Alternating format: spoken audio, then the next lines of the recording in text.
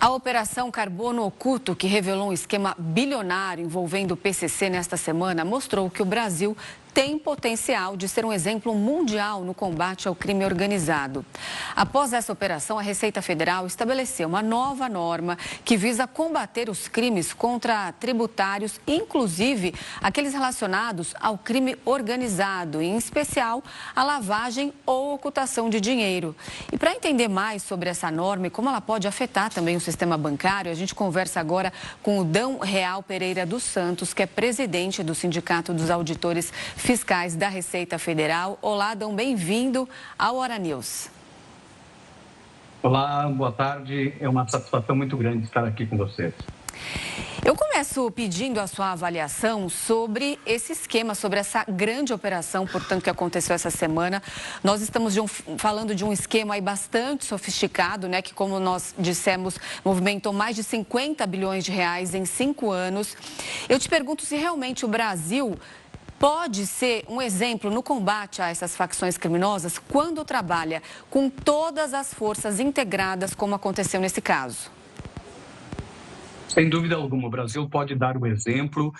Esta operação foi um exemplo mundial, né? Um exemplo, uma referência mundial, onde todas as forças de segurança, mais a Receita Federal do Brasil, mais as receitas estaduais, estiveram trabalhando lado a lado para o combate ao crime organizado.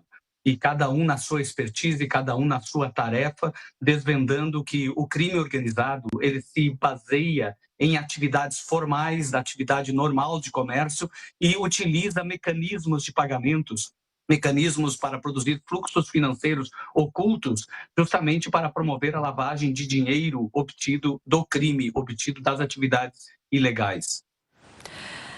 A gente falou também que agora as fintechs vão ser fiscalizadas da mesma forma que os bancos vinham há praticamente 20 anos aí. Eu te pergunto, se com essa nova norma da Receita em relação a essas financeiras digitais, os auditores fiscais vão demonstrar ainda mais importância durante todo esse trabalho e vão combater essas atividades ilícitas, de que forma? Sem dúvida alguma, o papel do auditor fiscal é fundamental no rastreamento do dinheiro, né, no follow the money. No mês de janeiro deste ano, houve uma tentativa do governo de criar uma norma que foi frustrada por uma propaganda de fake news, uma grande campanha contrária, o governo teve que recuar, que era uma norma que incluía entre as empresas monitoradas em relação aos fluxos financeiros, também essas plataformas de pagamentos, plataformas digitais de pagamento, as conhecidas fintechs. Né? Nós temos milhares de fintechs operando no Brasil, um crescimento de operações via fintechs muito elevado nos últimos anos, ou seja, um sistema financeiro paralelo e sem controle, sem nenhum monitoramento. A Receita Federal tentou, em janeiro deste ano, publicar uma norma, publicou a norma e teve que revogar a norma, que colocava como obrigadas a prestar informações na e-financeira. Todas essas entidades financeiras paralelas, essas plataformas digitais de pagamentos, seriam obrigadas a informar a Receita Federal, periodicamente, as operações que eles efetuassem acima de determinado valor, era acima de R$5.000, para pessoas físicas e para pessoas jurídicas. Esta obrigação já existe para todo o sistema financeiro nacional. Todos os bancos, corretoras, cartões de crédito já estão obrigadas a prestar essa informação para a Receita Federal periodicamente. Estava se incluindo com essa instrução normativa as fintechs. Esta operação revelou que estava correta a decisão da Receita Federal em tentar monitorar o fluxo financeiro que se opera através dessas plataformas de pagamentos, porque se verificou agora, a partir desta operação, que as fintechs foram praticamente o elo de ocultação dos ativos produzidos pelo crime organizado. As fintechs, elas servem de caminhos para o fluxo financeiro internacional, inclusive, para a compra de criptomoedas, para bets e também para o PCC, para o crime organizado, como se revelou nesta operação. A Receita Federal agora, depois da operação, republica essa instrução normativa, republica agora com muito mais estofo, porque ficou revelado a necessidade de combater o crime organizado através do monitoramento dos fluxos financeiros, é importante que o combate do crime organizado se dê pela asfixia financeira do crime organizado, senão é um combate quase inócuo, é preciso atacar os beneficiários finais, ou seja, onde o dinheiro é carreado, para onde o dinheiro vai, para que investimentos esse dinheiro é carreado. Então, é fundamental, a Receita Federal está inovando com essa instrução normativa e está ampliando o leque de monitoramento, o que dificultará em grande medida a utilização desses mecanismos de pagamentos para operacionalizar e ocultar ativos do crime e também outros ativos de bets e de outras atividades ilegais.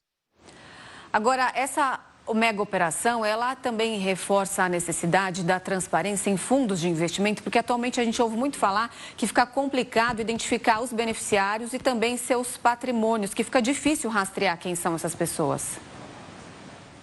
Sem dúvida alguma. A Receita Federal ela tem trabalhado muito na identificação dos beneficiários finais dos fundos de investimentos, dos fundos fechados de investimentos. E com a utilização das fintechs, ficou muito difícil de rastrear os beneficiários das contas, porque uma pessoa física ia num banco, depositava um valor em nome de uma fintech, e a partir dali aquele valor desaparecia dos controles. Ou seja, estava no depósito, muitas vezes pulverizados, de muitas pessoas físicas, constituíam fundos e os fundos ficavam registrados em nome das fintechs, sem identificação a partir daquele momento dos beneficiários finais. É fundamental para a Receita Federal monitorar adequadamente o enriquecimento, a sonegação de tributos, os faturamentos, muitas vezes, que são ocultos. É fundamental que a Receita Federal consiga rastrear o fluxo financeiro com a identificação dos beneficiários finais das operações financeiras. Já tem normas internas no sistema financeiro que exige a identificação do beneficiário final dos fundos. Só não existe essa obrigatoriedade ainda para as fintechs. Portanto, agora, com a criação de uma regra comum que valha para todo o sistema financeiro nacional e que valha também para o sistema financeiro paralelo, que são essas plataformas de pagamentos, então certamente vai ficar mais fácil controlar os beneficiários finais dessas operações. E, além da lavagem de dinheiro, aí que é o que vem sendo discutido, essa nova regra em relação às fintechs também vai acabar ajudando muito nessa questão da sonegação de impostos, né? Porque vai conseguir cruzar as informações de uma forma mais clara. Quando uma pessoa declara e aí o valor correspondente não é o que foi declarado, será possível ter mais clareza em relação a todo esse caminho do dinheiro para saber quando há sonegação? Sem dúvida alguma. Lembrem que quando teve a tentativa inicial de criar essa norma de monitoramento dos fluxos financeiros nas fintechs, houve uma grande propaganda, uma grande propagação de fake news de que o governo estaria querendo tributar o PIX. Né? Absolutamente não tem nada a ver com o PIX. Não tem nada a ver com as operações financeiras das pessoas físicas, em particular, ou mesmo das pessoas físicas, ou mesmo das pessoas jurídicas. O que a Receita tem interesse em saber é o volume de fluxos financeiros que circulam neste mercado e para onde esse volume está sendo carreado. Ou seja, quanto que de recursos são desviados ou são carreados por dentro de das fintechs ou do conjunto das fintechs para as bets, por exemplo, para saber exatamente qual é o valor do ganho de uma plataforma de bet, plataforma de jogos, qual é o ganho efetivo de uma plataforma de vendas, qual é o ganho efetivo de uma plataforma de serviços, Uber, por exemplo, qual é o ganho efetivo dessas operadoras quando elas usam um meio de pagamento paralelo ao sistema financeiro? Fica mais difícil de identificar o ganho efetivo dessas grandes plataformas e grandes operadoras de comércio e de serviços. E com o monitoramento em tempo real, o monitoramento mensal, ou seja, a cada mês informando, a fintech sendo obrigada a informar os depósitos efetuados, a Receita adquire um conjunto de dados, um conjunto de documentos extremamente importantes que permite cruzar as informações do fluxo financeiro para uma determinada plataforma digital com aquilo que a plataforma digital vem declarando de faturamento e de receitas.